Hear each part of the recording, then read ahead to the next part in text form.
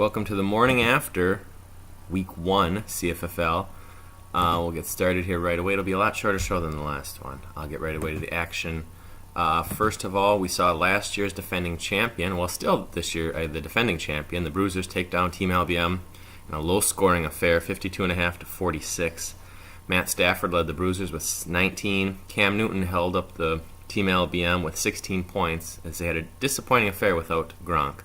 They'll look to bounce back in Week 2.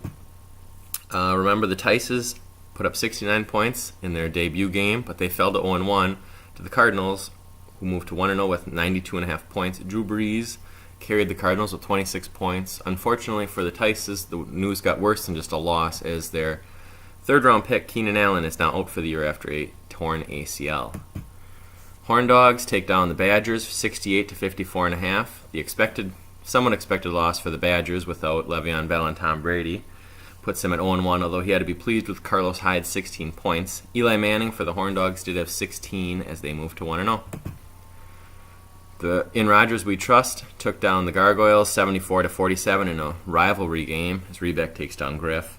D'Angelo Williams will be every bit of a number one running back and more as he was in this game, 21 points for the first 3 weeks at least.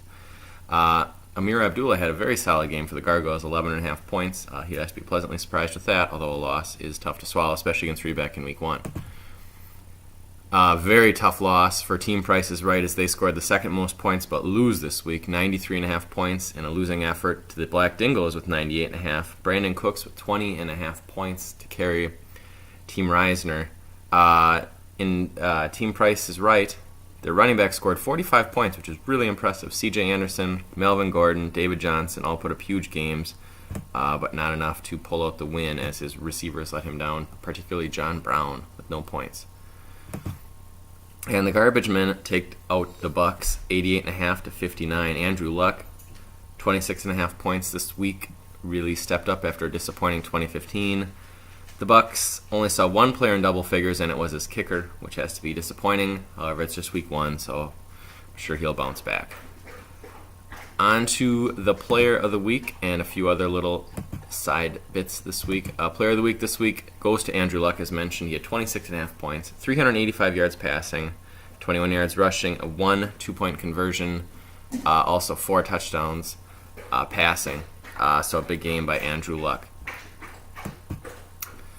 As some of you may or may not know, that the formerly we called our free agent signing Yo Bitch, the free agent topic, but Breaking Bad's been off the air for a few years, so I was trying to find out something that we could use as kind of a catchphrase, and really nothing came to mind except sorry about your fantasy team. So if you are feeling sorry about your fantasy team, Griff, maybe you need a new free agent this week. Usually after Week 1, there's tons of free agents. Usually it's a hard rush. I remember a couple years ago, Julius Thomas. Usually there's a quarterback. Somebody, Kurt Warner, a long time ago was really good.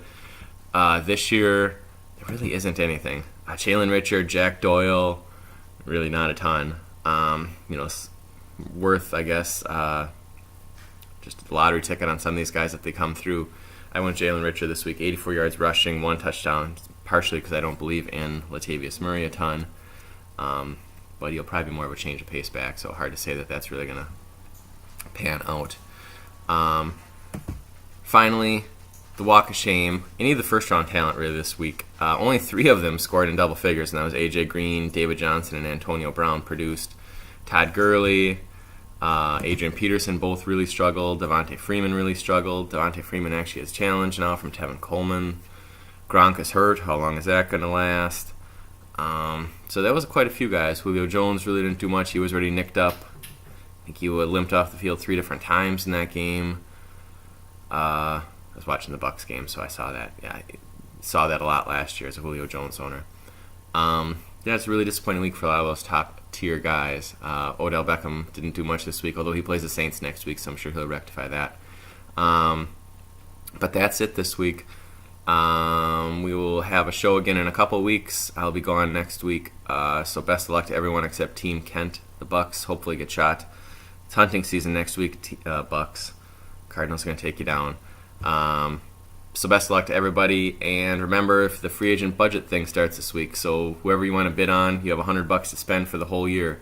So however you want to spend it, go ahead. Interesting to see how that works. See you soon. Bye.